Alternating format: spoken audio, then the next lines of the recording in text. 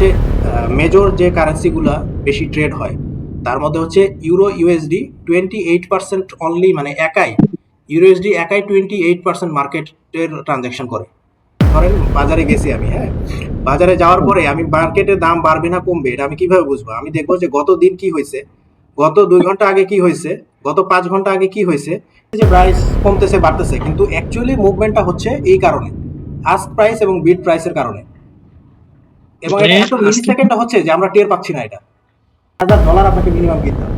আপনি $100 $50 কিনতে পারবেন না। $1000 কিনে আপনার পকেটে রাখতে হবে মিনিমাম। আপনি এর নিচে 9000 কি $999 কিনতে পারবেন না।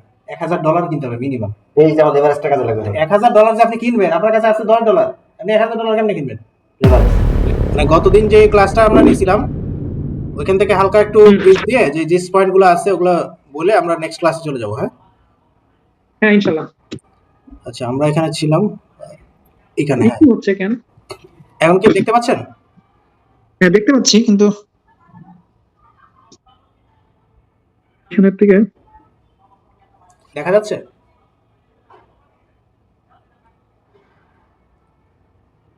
হ্যাঁ দেখা যাচ্ছে। ওকে, আমরা এই ইয়াটা হাউ প্রাইস মুভস, এই জিনিসটা খুব ইম্পর্টেন্ট আর কি। এটা গতদিন বুঝাইছিলাম। তো এটা কি বুঝছেন ওই ভাই? তাহলে ওই ভাই একটু বলেন, আমরা দেখি ওই ভাইয়ের কতটুকু ক্লিয়ার হয়েছে আন্ডারস্ট্যান্ডিংটা। এটা বিট, কেউ যদি একটা প্রাইস, কেউ যদি কোনো প্রোডাক্ট সেল করতে চায়, সেই ক্ষেত্রে প্রোডাক্টের বিভিন্ন প্রাইস রেঞ্জ আছে, সে একটা নির্দিষ্ট রেঞ্জে সে সেল করবে। তো একটা নির্দিষ্ট প্রাইসে সেল করবে, আরেকজন হচ্ছে বাই করবে। এখানে যে যাদের প্রাইস ম্যাচ হবে সেখানে সেল হয়ে যাবে, আর প্রাইস ম্যাচ না করলে ওটা সেল হবে না। এইভাবে একটা বিট হয়। শাকিল ভাই, সেল অ্যান্ড বাই প্রাইসটা মিট করতে হবে, ম্যাচ করতে হবে। শাকিল ভাই কি শুনতেছেন? হ্যাঁ আমি শুনতেছি। আচ্ছা, এখানে এখানে দেখেন দুইটা প্রাইস আছে, একটা বিড প্রাইস, বিড, আর একটা হচ্ছে আস্ক। হ্যাঁ, হচ্ছে দেখেন বিড প্রাইস এবং আস্ক প্রাইস। এখানে প্রাইসটা আমাদের মুভমেন্ট হয় কিভাবে মার্কেটে। ধরেন আমার প্রোডাক্টের প্রাইস 99, 100, 101, 102 এরকম। ধরেন আমার 1 কেজি চালের দাম হচ্ছে বর্তমান মার্কেট প্রাইস ধরেন আপনার 100 টাকা। হ্যাঁ, তো এখন যে বিক্রি করবে সে বলতেছে যে আমি 99 টাকা হলে, না সরি, ধরেন এখন বর্তমান প্রাইস ধরেন 101 টাকা, 101 টাকা কথার কথা। কিন্তু যে কিনবে সে বলতেছে আমি 98 টাকা হইলে আমি কিনবো। আর যে বেচবে, বেচার লোক ধরেন যে যখন 98 টাকাতে একজন কিনতে চাচ্ছে, আর হচ্ছে 100 টাকায়, এই যে 3জন সেলার আছে যারা বলতেছে যে আমি 100 টাকায় বিক্রি করে দিব, বুঝছেন?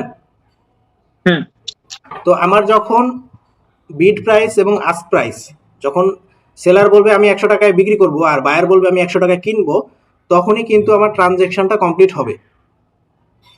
হ্যাঁ তার আগে কিন্তু কমপ্লিট হবে না। মার্কেটের মুভমেন্টটা কিন্তু এইভাবে হয়। এটা যেহেতু মাইক্রো সেকেন্ডে হয় এটা আমরা বুঝি না, কিন্তু আমরা অর্ডার প্লেস করার সাথে সাথে প্রাইসটা আমরা সাথে সাথে এক্সিকিউট হয়ে যায়। আমরা যখন ট্রেডিং করি তখন আমি ধরুন বাই বাটনে ক্লিক করলাম, সেল বাটনে ক্লিক করলাম, সাথে সাথে কিন্তু আমার অর্ডার প্লেস হয়ে যায়। কেন হয়ে যায়? কারণ মার্কেটে অনেক বেশি লিকুইডিটি। ফরেক্স মার্কেট এত বেশি লিকুইড যে আপনার 500, 1000, 2000, $1 মিলিয়ন কিছুই না। প্রতি সেকেন্ডে হচ্ছে ট্রানজ্যাকশন হইতেছে মনে করেন লাখ লাখ ডলার, বুঝছেন? এই কারণে আপনি বুঝতেছেন না যে মার্কেটটা কিভাবে মুভ করতেছে। মার্কেটটা মুভ করে হচ্ছে এইভাবে। আপনার প্রাইস যখন বিড প্রাইস এবং আস্ক প্রাইসের মধ্যে ডিফারেন্স থাকে, যখন এখানে সেলার বেশি হবে এবং বায়ার কম থাকবে, তখন সেলাররা কি করবে? আস্তে আস্তে দাম কমায় দিবে। তো এই কারণে মার্কেটটা আস্তে আস্তে নিচের দিকে নেমে যাবে। আর যখন বায়ার বেশি থাকবে, সেলার কম থাকবে, তখন সেলাররা বিক্রি করতে চাবে না এবং বায়াররা বেশি দামে নিতে আগ্রহী থাকবে। তখন আস্তে আস্তে মার্কেটটা উপরের দিকে যাবে। ওকে, হ্যালো, হ্যাঁ আমার একটা কোশ্চেন আছে। হ্যাঁ হ্যাঁ বলেন। আমরা কেমনে বুঝবো মার্কেটে সেলার বেশি না? কারণ আমাকে তো প্রফিট যদি করতে হয় তাহলে হ্যাঁ, এই মানে প্রাইস আস্কিং প্রাইস এটা আমরা বুঝবো হিস্টোরিক্যাল ডাটা দেখে। হ্যাঁ, আমরা দেখবো হিস্টোরিক্যাল ডাটা। আমরা ধরেন আমি এখন বাই সেল করব, আমি বাজারে যাওয়ার পরে আমি মার্কেটের দাম বাড়বে না কমবে এটা আমি কিভাবে বুঝবো? আমি দেখবো যে গত দিন কি হয়েছে, গত 2 ঘন্টা আগে কি হয়েছে, গত 5 ঘন্টা আগে কি হয়েছে, এটার উপর বেস করে আমি হচ্ছে আইডিয়া লাগাবো যে সামনে 1 ঘন্টা দিতে কি হবে। বুঝছেন? আচ্ছা, মানে এটা আমি হিস্টোরিক্যাল ট্রানজেকশন, আমি ধরেন আমি মার্কেটে যাই, আমি কিভাবে বুঝার ওয়ে আছে, আমার বুঝার ওয়ে আছে আমি সামনে জিজ্ঞেস করবো যে ভাই গতদিন কি হয়েছিল, কত প্রাইস উঠছিল, কিভাবে প্রাইস উঠছিল, কত প্রাইস নামছিল, আমি তো চার্টে সব দেখতে পারতেছি যে গতদিন কি হয়েছে, গত 1 ঘন্টা আগে কি হয়েছে, গত 10 মিনিট আগে কি হয়েছে। তো আমি ওই প্রাইসের মুভমেন্টের ধরন দেখে আমি আইডিয়া করতে পারবো যে প্রাইসটা বাড়বে না কমবে। আচ্ছা, বুঝছেন? হুম, ওকে, এখন আমরা যখন চার্টে যাব তখন এটা আরো ক্লিয়ার হবে আস্তে আস্তে। মানে এখানে হচ্ছে ভিতরের ইঞ্জিনিয়ারিংটা হচ্ছে এটা, যে ভিতরে প্রাইসটা মুভমেন্টটা হচ্ছে কিভাবে। আমরা তো দেখতেছি যে প্রাইস কমতেছে বাড়তেছে, কিন্তু অ্যাকচুয়ালি মুভমেন্টটা হচ্ছে এই কারণে, আস্ক প্রাইস এবং বিড প্রাইসের কারণে। এবং মানে এটা এত মিলি সেকেন্ডে হচ্ছে যে আমরা টের পাচ্ছি না এটা। এটা টোটালি ডিপেন্ড করতেছে হ্যাঁ কোয়ান্টিটির উপরে। হ্যাঁ, মানে কোয়ান্টিটির buyer উপরে এবং সাপ্লাই এবং ডিমান্ডের উপরে, বায়ার এবং সেলারের উপরে, বায়ার বেশি নাকি সেলার বেশি, কে বেশি অ্যাগ্রেসিভ। এবং আপনার একটা জিনিস এখানে বোঝার ওয়ে আছে যে এখানে আমরা মনে করি যখন মার্কেট নিচের দিকে যায় তখন মনে করি যে খালি সেল হচ্ছে, কিন্তু বায়ার না থাকলে সেল হবে না। বুঝছেন? হ্যাঁ, বা হ্যাঁ, এবং প্রত্যেকটা সেকেন্ডে আমাকে বায়ার এবং সেলার দুটোই থাকা লাগবে। আমি শুধু যদি মনে করি খালি সেলার আছে তাহলে মার্কেট মুভমেন্ট করবে না, মার্কেট স্টাক থাকবে এক জায়গায়। তার মানে তো এখানে ম্যানিপুলেট করতে হ্যাঁ মার্কেট, মানে ম্যানিপুলেট করতে তাদের হাতে বেশি আছে, তাহলে মানে মার্কেটকে ইয়া করতে পারে ম্যানুপুলেট, অনেকটা শেয়ার মার্কেট। হ্যাঁ মার্কেট ম্যানুপুলেট করতে পারবে কখন, যখন তার কাছে 100 বিলিয়ন 500 বিলিয়ন ডলার আছে, সে মার্কেট ম্যানুপুলেট করতে পারবে, সে ইচ্ছা মতো মার্কেটকে নড়াইতে পারবে। বুঝছেন? কিন্তু সেটাই সে বলতেছি, তার কিন্তু মানে আমার আপনার টাকা খাওয়ার জন্য সে মার্কেট মুভমেন্ট করবে না। কারণ সে যখন বাই করবে বা সেল করবে সে কিন্তু কোনো নির্দিষ্ট পয়েন্ট দেখে বাই সেল করতেছে না, তাদের একটা স্ট্র্যাটেজি না। আছে। ধরেন আপনি ফরেক্স মার্কেট এত বড় যে শেয়ার মার্কেটের মতো কেউ ধরেন যে 10 লাখ 1 কোটি টাকা দিয়ে মার্কেটকে মুভমেন্ট করাতে পারবে না। বুঝছেন? যেহেতু 7.5 ট্রিলিয়ন ডলারের ট্রানজেকশন হচ্ছে প্রতিদিন, সো এই মার্কেটকে ম্যানুপুলেট করতে হলে এরকম বড় প্লেয়ার লাগবে যারা হচ্ছে মনে করেন যে বিগ, মানে এরকম ধরেন যে যেমন ব্ল্যাক রকের মতো কোম্পানি, যারা হচ্ছে ওয়ার্ল্ডের সবচেয়ে বড় ইনভেস্টর, এরা হচ্ছে মার্কেটকে ম্যানুপুলেট করতে পারবে চাইলে, কারণ ওদের কাছে বিলিয়ন বিলিয়ন ডলার আছে। বুঝছেন? ওদের কাছে বিলিয়ন বিলিয়ন ডলার আছে, এবং আমরা জানি যে মার্কেটে কিছু পরিমাণে ম্যানুপুলেশন হয়, এবং এটা ম্যানুপুলেশন না হলে মার্কেট মুভমেন্ট করবে না। মার্কেটে মুভমেন্টই হবে না যদি ম্যানুপুলেশন না হয়। আপনি মুভমেন্ট না হলে আপনি ইনকাম করবেন কিভাবে? বুঝলাম, তাহলে এখন ম্যানিপুলেশন আপনাকে এটা এতটাই তো স্মার্ট হতে হবে যে ম্যানুপুলেশনটাকে কিভাবে আপনি তাদের প্ল্যানটাকে, কারণ তারা তো এত বড়, ধরেন যে এত বড় যে আপনি তাদের আহ, মানে ট্রানজেকশন দেখে বা দেখে আপনি আইডিয়া করতে পারবেন যে এখানে বিগ বয়েজ আছে কি নাই, মানে বড় প্লেয়ার এখানে আছে কি নাই। কারণ তারা তো একবারে পুরো বাই করে না, তারা যখন billion billion dollar buy sell করতেছে তারা কিন্তু একবারে অর্ডার প্লেস করতেছে না, 1 সেকেন্ডে প্লেস করতেছে না, কারণ এটা এক্সিকিউট হবে না। তারা ধরেন একটা প্ল্যান করে যে 1 মাস 2 মাস ধরে তারা একটা পজিশন বিল্ড আপ করে, বা ধরেন 1 সপ্তাহ, বা তাদের প্ল্যানিং থাকে যে কিভাবে তারা মার্কেটটাকে মুভমেন্ট করাবে। বুঝছেন?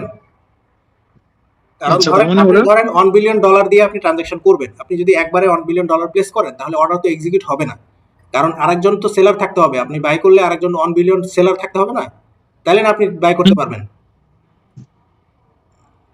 তো ওরা কি করে, ওরা হচ্ছে ধীরে ধীরে কিনে, ধরেন প্রথমে 1 মিলিয়ন কিনলো বা $5 লাখ কিনলো, তারপরে 2 মিলিয়ন কিনলো, এভাবে আস্তে আস্তে ওরা পজিশন বিল্ড আপ করে।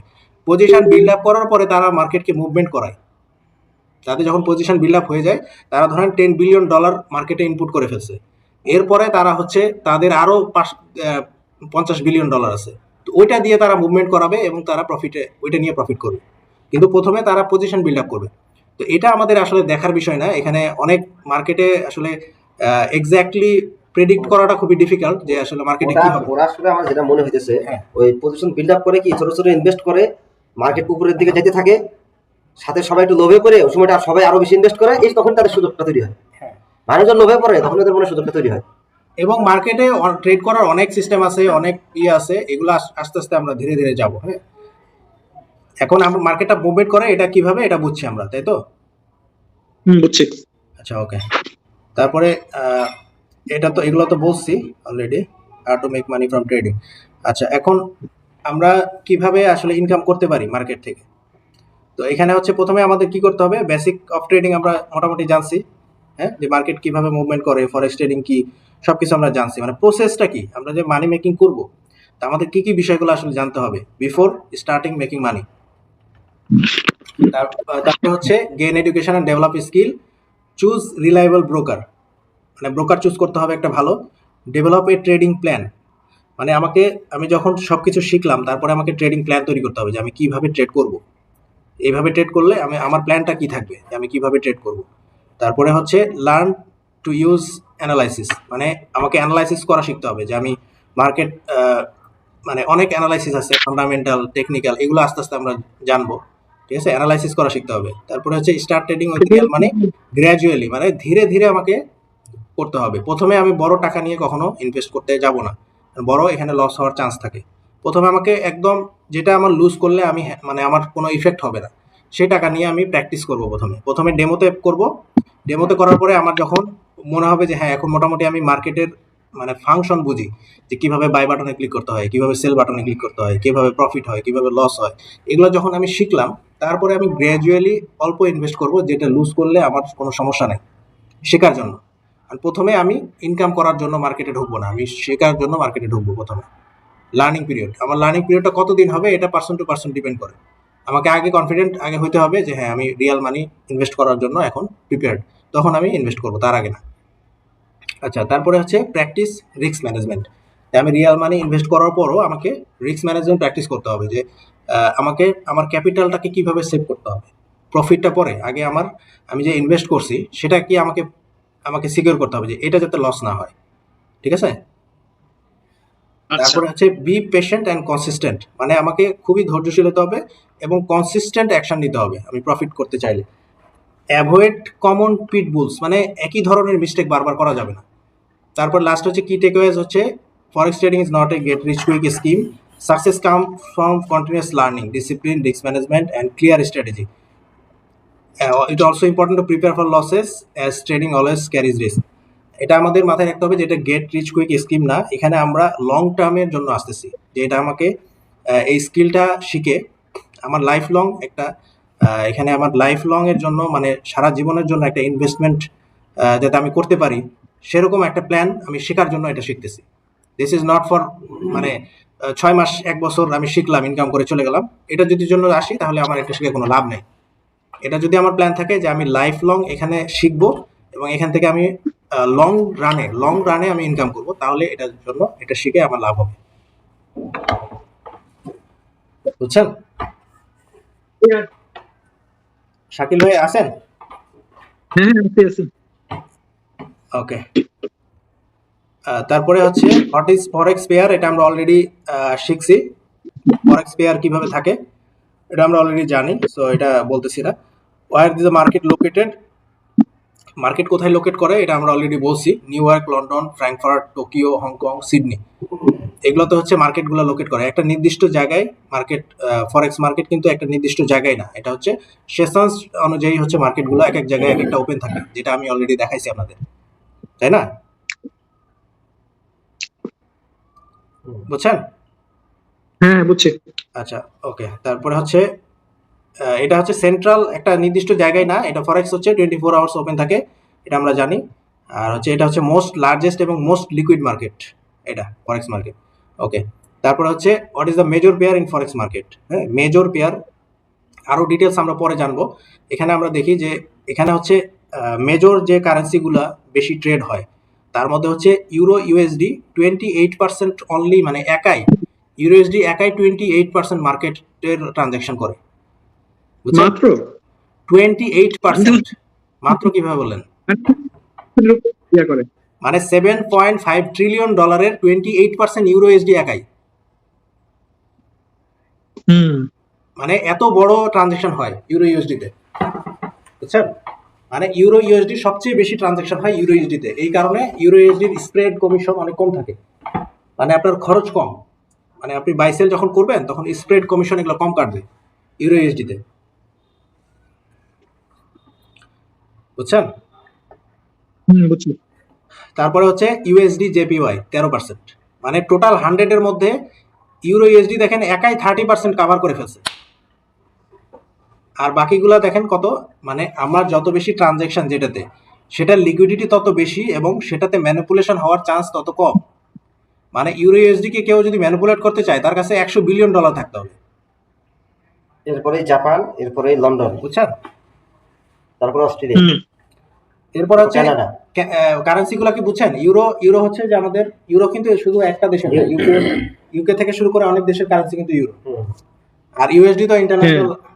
হ্যাঁ, জেপিআই হচ্ছে না, জাপান, মানে এগুলো হচ্ছে ইউরো সবচেয়ে বেশি ট্রানজাকশন হয় মার্কেটে। GBP USD Britain. Britain, great British pound, great ব্রিটেনেরও তো ইউরো। না, আলাদা হয়েছে, ওরা আলাদা হয়েছে। জিবিপি আলাদা, ওদের জিবিপি। ওরা ইউরোতে বের হয়ে আসছে। শুধুমাত্র জিবি। তারপরে হচ্ছে অডি ইউএসডি, মানে Australian dollar US dollar, USD CAD US dollar Canadian dollar, USD CHF Swiss franc French, ওটা হচ্ছে ফ্রান্সের। তারপরে নিউজিল্যান্ড ডলার ইউএস ডলার, তারপরে ইউএসডি জেপিওয়াই 4%, এখানে কিন্তু ইয়া নাই, দেখেন ইউএসডি নাই, ইউরো জেপিওয়াই, ইউরো জেপিওয়াই কিন্তু ভালো ট্রানজাকশন হয়। তো এটা আমরা আরো বুঝবো যে মেজর পেয়ার কি, মাইনর পেয়ার কি, এগুলো আছে আমাদের পরে। হ্যাঁ, তাহলে এটা আমাদের শেষ স্লাইড, শেষ এটা, এটা আগের ক্লাসটা শেষ করলাম। হ্যাঁ, আচ্ছা, এখন আমরা হচ্ছে উইক 2 তে শুরু করলাম।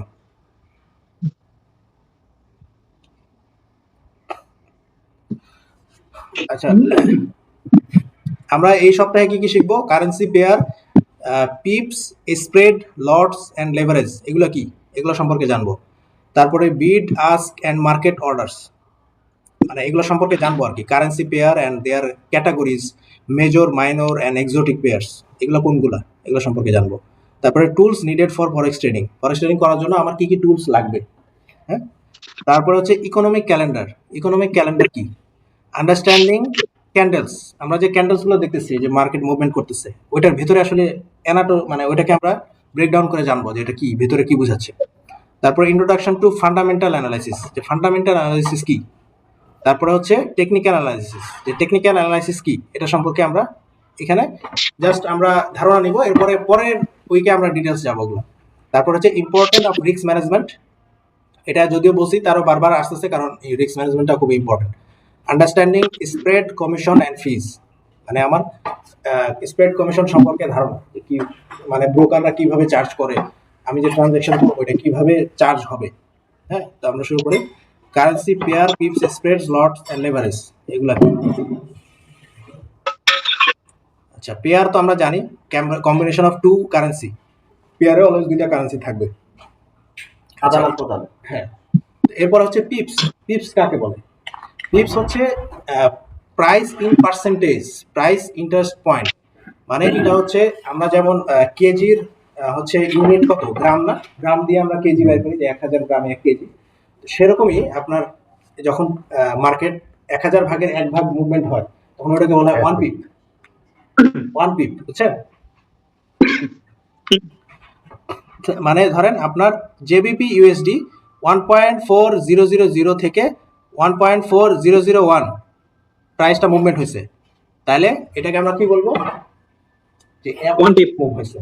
1 পিপ। হ্যাঁ আচ্ছা, হ্যাঁ এখানে একটা আমার কোশ্চেন, মানে হচ্ছে প্রাইস পার্সেন্টেজ, হ্যাঁ, পুরো প্রাইস ইন্টারেস্ট,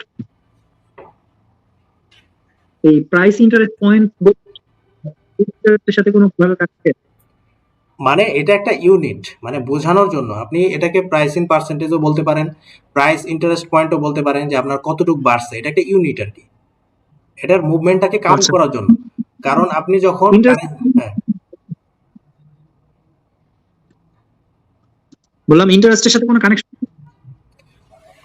ইন্টারেস্ট বলতে কি, এটাকে বলতেছে প্রাইস ইন্টারেস্ট পয়েন্ট, মানে আপনার ধরেন কতটুক বাড়ছে বা কতটুক কমছে, যখন বাড়বে তখন কি বোঝাবে যে আপনার ইন্টারেস্ট বাড়ছে, মানে প্রাইসের ইন্টারেস্ট, মানে আপনার প্রাইস, ধরেন আপনার আলুর দাম ধরেন 5 টাকা বাড়ছে, তো আপনার প্রাইস বাড়ছে মানে কি, আপনার ইন্টারেস্ট বাড়ছে। তো এটা একটা মানে হ্যাঁ। মেজারিং পয়েন্ট আর কি, মেজারিং একটা পয়েন্ট, যে মেজার করার একটা পয়েন্ট। আচ্ছা। তো এই যে এখানে একটা এক্সাম্পল দিয়ে বোঝানো হয়েছে যে 1.4000, এখান থেকে যখন 1.4001 হবে, তার মানে হচ্ছে 1 পিপ মুভমেন্ট হয়েছে এখানে। হুম। মানে 1 পিপ কারণ profit। আপনার কারেন্সি পেয়ারে আপনার কিন্তু 1 পয়েন্ট এরকমই মুভমেন্ট হয়, 1 পিপ, 10 পিপ, 50 পিপস, বা হচ্ছে 100 পিপস, 200 পিপস, এভাবে মুভমেন্ট হয়। মানে ইনভেস্ট যদি বেশি হ্যাঁ। করা হয় সেক্ষেত্রে 1 পিপে অনেক। না না, আপনার ধরেন কারেন্সি একটার সাথে আরেকটা আপনি কম্পারিজন করতেছেন, হ্যাঁ। হুম। ধরেন টাকার সাথে আমি যখন ইন্ডিয়ান রুপি যখন কম্পেয়ার করব, তখন কি এমন হয় যে ইন্ডিয়ান রুপি ধরেন আমি 1 টাকায় আমি ইন্ডিয়ান রুপি পাবো ধরেন কথার কথা 0.65, জি হ্যাঁ। তো 0.65 থেকে কত হতে পারে, 0.66, মুভমেন্টটা জি তো জি এত জি। ছোট থাকবে। তা আমি মুভমেন্টটাকে ধরবো কিভাবে? আমি যদি খালি ওয়ানের মধ্যে থেকে যাই সীমাবদ্ধ, তাহলে তো আমি মেজার করতে পারবো না। না এই জন্য আমি পিপ দিয়ে মেজার করতে হবে আমাকে, যে প্রাইস মুভমেন্ট ফ্লাকচুয়েশনটা এত কম যে আমাকে 1000 ভাগের ইয়াতে হিসাব করতে হবে, নাহলে আমি মুভমেন্টটা বলতে পারবো না যে কত মুভমেন্ট হয়েছে, বুঝছেন? বুঝছি। আচ্ছা, কারেন্সি, তারপরে হচ্ছে স্প্রেড। স্প্রেডটা কি? Spread is a difference between price at which you can buy currency, যেটাকে বলা হয় আস্ক প্রাইস, আর একটা হচ্ছে বিড প্রাইস। এই দুইটা প্রাইসের যে ডিফারেন্স, এটাকে বলা হয় স্প্রেড, বুঝছেন? মার্কেটে ধরেন আপনি পেঁয়াজ কিনবেন, পেঁয়াজের দাম ধরেন দোকানদার বলতেছে আপনার কাছে যে ভাই দাম হচ্ছে 80 টাকা, আর আপনি বলতেছেন যে দাম দিব 78 টাকা। তো 78 আর 80-র মধ্যে যে ডিফারেন্স, এটা হচ্ছে স্প্রেড, তাহলে তো এটা পিপস। হ্যাঁ। কিন্তু পিপস এটা না। না না, পিপস না, এটা স্প্রেড। স্প্রেড মানে হচ্ছে যে কতটুক ডিফারেন্স আপনার চাওয়ার মধ্যে এবং সেলার যে সেল করতেছে এটার মধ্যে, দুইটার মধ্যে ডিফারেন্স কত, বুঝছেন? আচ্ছা। মানে যে বিক্রি করবে এবং যে কিনবে, এই দুইজনের প্রাইসের ডিফারেন্স যেটা, সেটাকে বলা হয় স্প্রেড। মানে মাঝখানে যে গ্যাপ, হুম হুম। এটাকে বলা হয় স্প্রেড। আর যখন আপনি ধরেন মার্কেটে যখন এক্সিকিউশন করবেন, তখন আপনার মানে আপনি ধরেন যখন কিনতেছেন, ধরেন যে দামে কিনবেন, মার্কেটের যে প্রাইস, সেটা থেকে কিন্তু আপনার থেকে একটু বেশি কাটা হবে, আপনার প্রাইসটা বেশি কাটা হবে। আপনার কে কাটবে? ব্রোকার কাটবে, বুঝছেন? আপনার ধরেন ব্রোকার আপনার কাছ থেকে কিছু পরিমাণ টাকা বেশি কাটবে, যেটা হচ্ছে ওর কমিশন, স্প্রেড কমিশন। স্প্রেড কমিশনটা কত পার্সেন্ট? এটা হচ্ছে আপনার ব্রোকার টু ব্রোকার ভ্যারি করে, হ্যাঁ। বিভিন্ন ব্রোকার বিভিন্ন রকম স্প্রেড কমিশন, স্প্রেড একরকম, কমিশন আর একরকম। আপনার কিছু ব্রোকার আছে আপনাকে শুধু স্প্রেড কাটে, আবার কিছু ব্রোকার আছে আপনাকে স্প্রেড কমিশন দুটাই কাটে, আবার কিছু ব্রোকার আছে আপনি শুধু কমিশন দিয়েও করতে পারবেন, কোন স্প্রেড কাটবে না। তো এটা আপনি ডিপেন্ড করে আপনি কোন ব্রোকারের থ্রুতে আপনি অ্যাকাউন্ট করছেন এবং তাদের প্রাইসিং সিস্টেমটা কি, সেটার উপর ডিপেন্ড মানে করে। ও তো প্রফিট করবে। হ্যাঁ। ও স্প্রেড ছাড়া কিভাবে শুধু কমিশন দিবে? ও যদি স্প্রেড না কাটে তাহলে আপনার কাছে কমিশন চার্জ করবে, আর যদি সে স্প্রেড কাটে তাহলে কমিশন কাটবে না। আবার কেউ আছে দুটাই কাটে। দুইটাই অল্প অল্প করে কাটবে, কিছু স্প্রেড কাটবে, কিছু কমিশন কাটবে, দুইটা সমান সমান কাটবে। ভাই আমার একটা কথা ভাই, হ্যাঁ। স্প্রেড তুমি করছো আর বাইরে হলে ডিফারেন্স তো কাটা। এটা কাটবে কেমনে রে? আমি তো বুঝতেছি না, স্প্রেড আবার কাটে কেমনে? স্প্রেডটা এখানে দুই ভাবে ইউজ হয়, হ্যাঁ। একটা হচ্ছে মার্কেটের প্রাইস মুভমেন্টের সময়, আর দুই নাম্বার হচ্ছে আপনি যখন ব্রোকারে আপনি যখন এক্সিকিউশন করবেন তখন, মানে আপনি যখন মার্কেটে কিনতেছেন ধরেন 1.4000 এই প্রাইসে আপনি বাই করতেছেন, হ্যাঁ। তা আপনি এই প্রাইসে বাই করলেও আপনাকে কাটা হবে আপনার অ্যাকাউন্ট থেকে 1.4001, আপনার অ্যাকাউন্ট থেকে কাটবে, আপনার টাকা কাটবে এই প্রাইসে, কিন্তু আপনি অ্যাকচুয়াল মার্কেটের প্রাইস হচ্ছে এটা। তার মানে কি, আপনাকে স্প্রেড কাটছে হচ্ছে 1 পিপ। না ভাই স্প্রেড হল না, এটা তো কমিশন হয়ে গেল না? স্প্রেড হচ্ছে স্প্রেড, আপনি যখন বাই করতেছেন এটা কমিশন আলাদা, কমিশনটাকে আপনার আলাদাভাবে আপনাকে শো করা হবে যে এত কমিশন কাটা হয়েছে। আপনি যখন স্প্রেড কাটবেন তখন আপনার কোনো কমিশন আলাদা কোনো চার্জ দেখাবে না, আপনি মার্কেটে এক্সিকিউশন করার সাথে সাথেই আপনি দেখাবে ওখানে আপনার মানে আপনার পজিশনটা 1 পিপ নিচে ওপেন হবে, বুঝছেন? আচ্ছা ওটা কেটে নেবে আর কি। হ্যাঁ, ওটা কেটে নিবে আপনার অ্যাকাউন্ট আচ্ছা আচ্ছা ক্লিয়ার। আমি যদি 1.4000 এটা যদি ধরেন আমি ইয়ে করলাম, সে এখান থেকে স্প্রেড কেটে নিয়ে আমার তখন এটা থাকবে না, এর চেয়ে মানে কম থাকবে, কম থাকবে। এটা ধরেন খুবই মিনিমাল একটা অ্যামাউন্ট। হ্যাঁ, এটা এতটা মানে আপনি বুঝে মানে যাবেন। 1.4000 হিসেবে কিনলে আমার আমার অ্যাকাউন্টে শো করবে 1.3999 এক পিক করে মনে হয় যে স্প্রেড। ধরেন আপনি বাজারে ধরেন আপনি 1 কেজি আলু কিনলেন, কিন্তু আপনি আসলে দাম দিলেন 1 কেজি 500 গ্রাম, 1 কেজি 50 গ্রামের, বুঝছেন? আপনি আলু এখানে 1 কেজি পাইছেন, কিন্তু 50 গ্রামের বেশি দাম দেওয়া লাগছে আপনার। এটা মানে হচ্ছে এটা কি মার্কেট যে আপনাকে দিচ্ছে, কেনার সুবিধা করে দিচ্ছে, সে আপনার কাছ থেকে ওই 50 গ্রামের টাকা এক্সট্রা নিয়ে নিচ্ছে, ওকে ওকে বুঝছেন? পরে ট্রেডিং মার্কেট এটা কিন্তু ব্রোকারেজ রাখছে হ্যাঁ, এটা এক নাকি ধরনের স্প্রেড কমে, এটা হচ্ছে ব্রোকারেজ ফি আর কি। স্প্রেড কি ব্রোকারেজ? হ্যাঁ, ব্রোকারেজ আপনাকে ব্রোকার স্প্রেডের মাধ্যমে আপনার ব্রোকারেজটা কাটে আপনার এখান থেকে। আপনাকে বলবে যে জিরো কমিশন, মানে কোনো কমিশন নাই। কিন্তু আপনাকে তাহলে চার্জটা কোথায় সে করতেছে? আপনার কাছ থেকে স্প্রেডে বলবে ইনকামটা কিভাবে নিচ্ছে? স্প্রেডটা বেশি গেছে। স্প্রেডে আপনাকে নিয়ে নিচ্ছে আপনার কাছ থেকে টাকা। আপনাকে না, বলবে যে বুঝেছি। কোনো কস্ট নাই, মার্কেটে আপনি ট্রেড করেন জিরো কস্ট, কিন্তু স্প্রেডে আপনার কাছ থেকে টাকা নিয়ে নিচ্ছে কিন্তু, কোনো না কোনো একটা দিক থেকে ওরা টাকা নেবেই। বুঝছেন?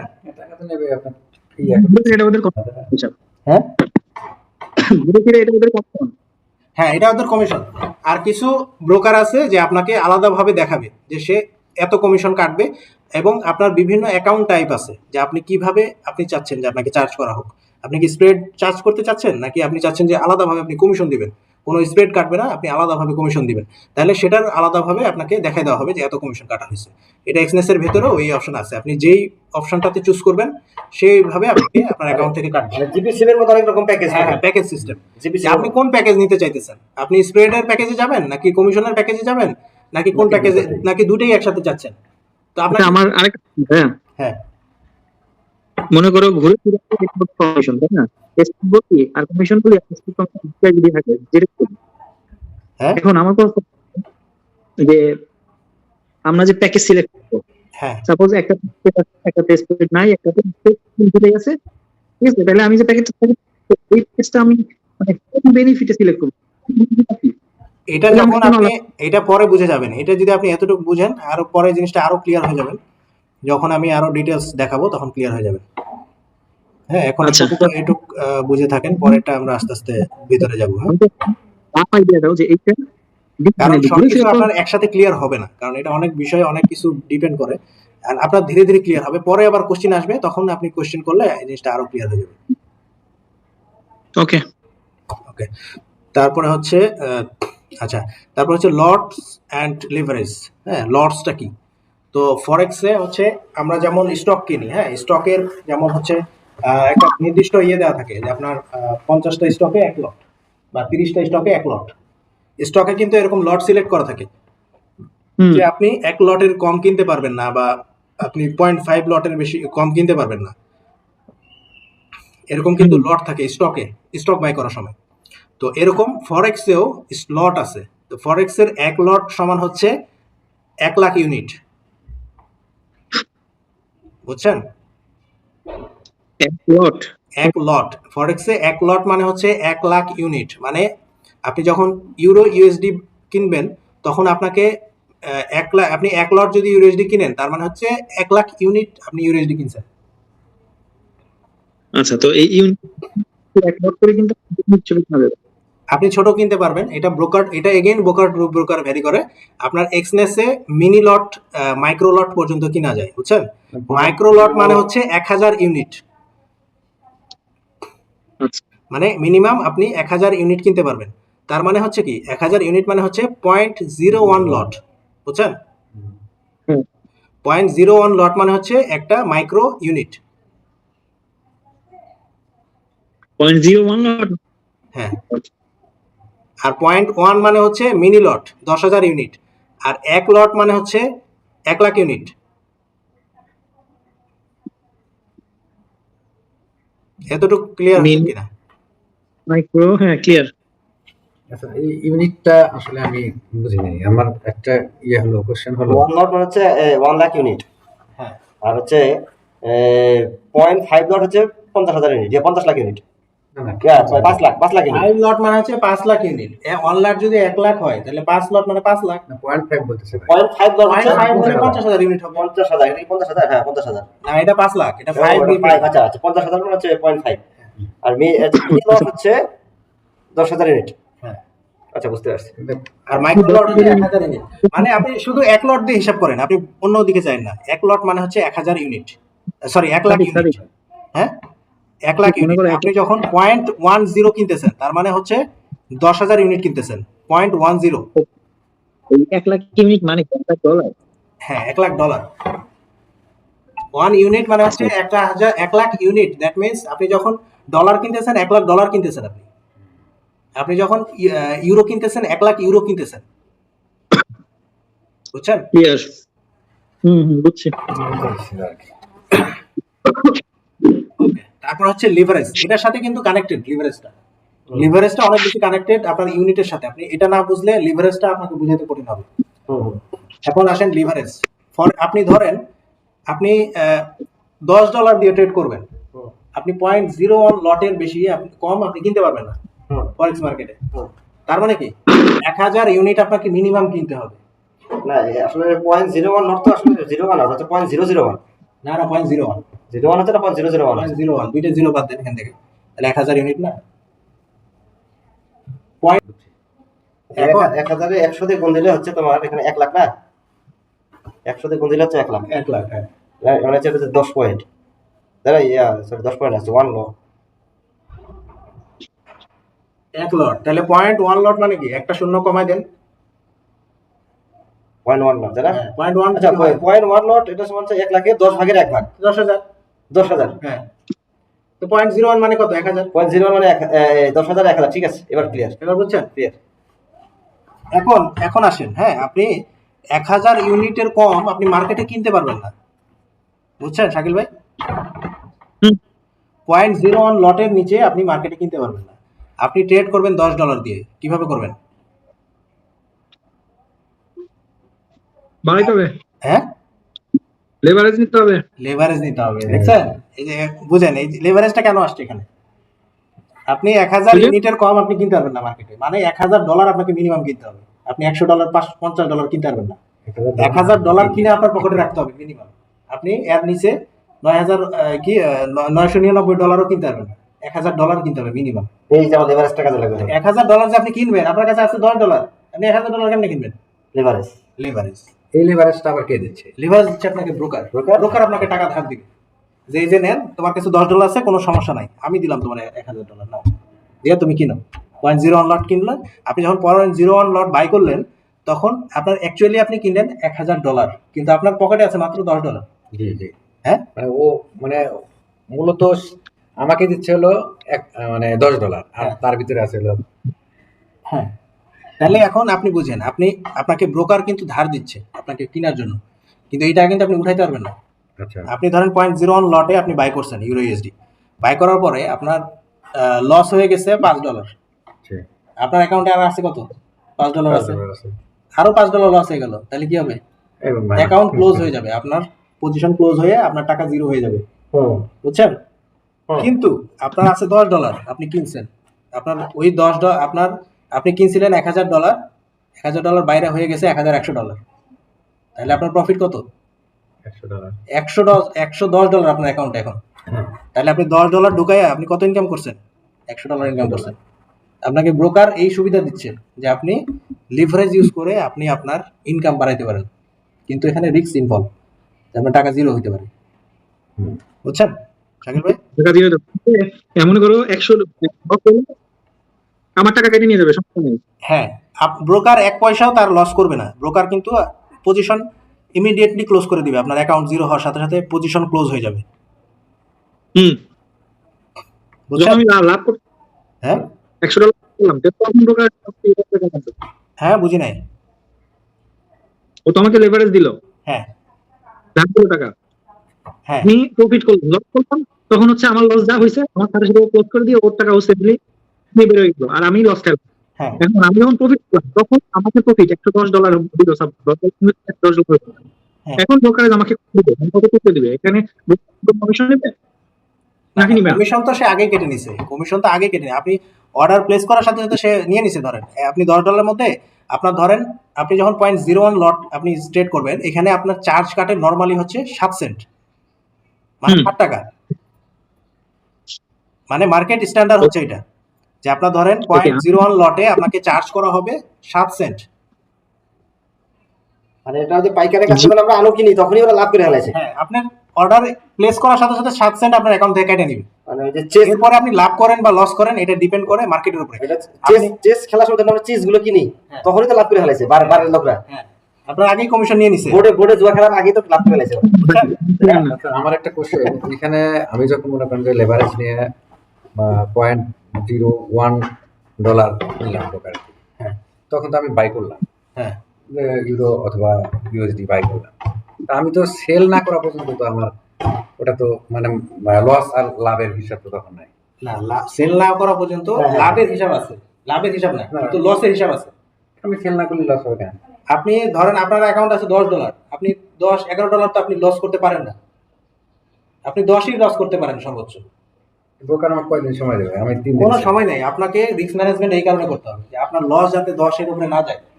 আপনাকে এমন ভাবে আচ্ছা। পজিশন কিনতে হবে যাতে আপনার $1-2 লসের মধ্যেই থাকে। আপনাকে ছোট পজিশন কিনতে হবে। আপনার অ্যাকাউন্টে এই পরিমাণ টাকা থাকতে হবে যে আপনি আপনার ধরেন $100 আপনার অ্যাকাউন্টে আছে, কিন্তু আপনি রিস্ক নিতেছেন $2, $5, তাহলে আপনার অ্যাকাউন্ট জিরো হওয়ার চান্স থাকবে না। বুঝছেন? এটাই হচ্ছে রিস্ক ম্যানেজমেন্ট। ভাই যেটা বলছে যে আমি এমন পজিশনে থাকলাম যে সেল হবে না, ওইভাবে আপনি রাখতে পারেন না, ব্রোকার আপনাকে তো আপনার টাকার বেশি মানে লস করতে দিবে না। প্রাইস হচ্ছে 100 টাকা, আপনি 150 টাকা প্রাইস বাই দিয়ে রাখছেন, তাতে কেউ কিনবো না। আপনার লাভের কোনো লিমিট সেলও হবে না। হ্যাঁ, আপনি ধরেন 1000 ইউনিট কিনছেন, আপনার ওই $1000 দাম বেড়ে 1100 হয়ে গেল, তাহলে আপনাকে $100 লাভ দিয়ে দিবে ব্রোকার। কিন্তু আপনার তো অ্যাকাউন্টে আছে $10, আপনাকে তো সে $11 লস করতে দিবে না। বুঝছেন? কারণ আপনার অ্যামাউন্ট নাই, আপনার অ্যাকাউন্টে টাকা নাই। আপনার যদি $100 থাকে সে আপনাকে লস করতে দিবে $100 পর্যন্ত। যতটি ডলার আছে তত পর্যন্ত আপনাকে লস করতে দিবে, এর বেশি আপনাকে লস করতে সে দিবে না। সে কেন রিস্ক নেবে? তার পকেট থেকে তো রিস্ক নিবে না, রিস্ক আপনার। বুঝছেন?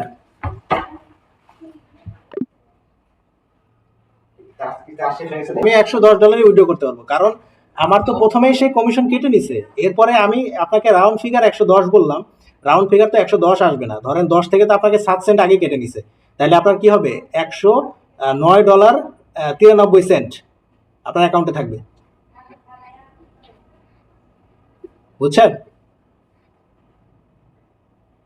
প্রফিটের এগেইনস্টে কোনো এক্সট্রা চার্জ করবে না। আপনার প্রথমে যে 7 সেন্ট কেটে নিছে ওইটাই, এরপরে আর কোনো চার্জ করবে না। লেভারেজ না নিলে তো আপনার লেভারেজ না নিলে আপনি কিনবেন কিভাবে? তাহলে $1000 দিয়ে কিনতে হবে। তাহলে তারপরেও আপনার কাটবে, এটা তো সে ট্রানজাকশন ফি নিচ্ছে, আপনাকে লেভারেজের ফি তো সে নিচ্ছে না, টাকাই নিবে না। হ্যাঁ, সে হচ্ছে ট্রানজাকশন ফি নিচ্ছে আপনার কাছ থেকে, যে আপনি কত ট্রানজাকশন করতেছেন। আপনি অ্যাকাউন্টে $1000 ঢুকায় করেন আর আপনি তার টাকা নিয়ে করেন, একই ট্রানজাকশন। আপনি যেই লট আপনি ট্রানজাকশন করতেছেন সেটার উপরে কমিশন কাটবে, সেটার উপরে স্প্রেড কাটবে। ওর বেনিফিট হচ্ছে আপনার কাছে টাকা নাই, সে আপনাকে সুযোগ দিচ্ছে যে আপনি বেশি কিনেন, তাহলে সেই স্প্রেডটা কাটতে পারবে। মানে সে আপনাকে ইন্সপায়ার করতেছে যে আপনি বেশি বেশি কিনেন, কেটে নিবে। রাইট, এই জন্য আপনাকে সে বেশি বেশি ইন্সপায়ার করতেছে যে আপনি বেশি বেশি অ্যামাউন্ট কিনেন, তাহলে সে ট্রানজাকশনের উপরে আপনার কাছে চার্জটা বেশি পাবে।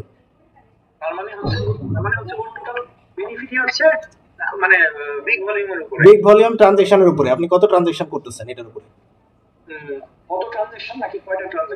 কয়টা এবং কত ভলিউম, এটা তো ভলিউমের উপরে ডিপেন্ড করতেছে। আপনি 0.01 লটে আপনার 7 সেন্ট কাটতেছে, আপনি যখন 1 লট কিনবেন তখন তো আপনার কত কাটবে? তাহলে 1 লট কিনলে আপনার 100 দিয়ে গুণ করেন, তাহলে কত? $70 কাটবে আপনার অ্যাকাউন্ট থেকে। বুঝছেন? ওকে। আচ্ছা, আমি যদি $10 ব্রোকার থেকে তো ধার নিতে পারতেছি না, আমার মানে টাকাই তো ইনভেস্ট করতেছি $10। হ্যাঁ, আপনি চাচ্ছেন যে 1 টাকাও ঢোকাবেন না? ব্রোকার তো বুদ্ধি করে দিবেন। ব্রোকার আপনার থেকে চালাক, সে আপনার থেকে বোকা না, ঠিক আছে? আপনি চাচ্ছেন যে $10টাও দিয়ে দেয় আমারে, ওইটাও টেন নিতেছি, কিন্তু ওইটাই তো তার প্রফিট। আপনি ওইটা না দিলে তাহলে আপনার গেল কি? সে তো তার টাকার উপরে তখন রিস্ক নিতেছে, আপনার তো $10 উপরে আপনি রিস্ক নিতেছেন, ওইটাই তো আপনার অ্যামাউন্ট, তাই না? এই পর্যন্ত বুঝছি, তাই না? Leverage, short sell. এটা অনেক ইম্পর্টেন্ট একটা টপিক ছিল। এটা ধরেন যে এটা বুঝলে আপনার সামনে বাকিগুলো পানি ভাত ইজি হয়ে যাবে সব। তাহলে কি আজকের মতো আল্লাহ হাফেজ? আরো দেখানো যায়, স্লাইড তো আমরা বেশি দূর করতেই পারি না এই সপ্তাহে, তো তাহলে আগাবে না বেশি। পরে না কিছু না। আচ্ছা, শুক্রবারে যে এটা ক্লাসটা মিস করছি, ওটা কি আমি কি করবি তাহলে? আরেকদিন ক্লাস নিয়ে নিই আমরা। কালকে? কালকে হলে হ্যাঁ হ্যাঁ ঠিক আছে তাহলে। সুবিধা হয়, মানে যেদিন টাইম বের করা যাবে ওইভাবে। হ্যাঁ কালকে আমরা প্ল্যান রাখি 8টার সময়, যদি কোনো সমস্যা না হয় 8টায়, তাহলে কালকে। 8টা বেজে যায়। হুম।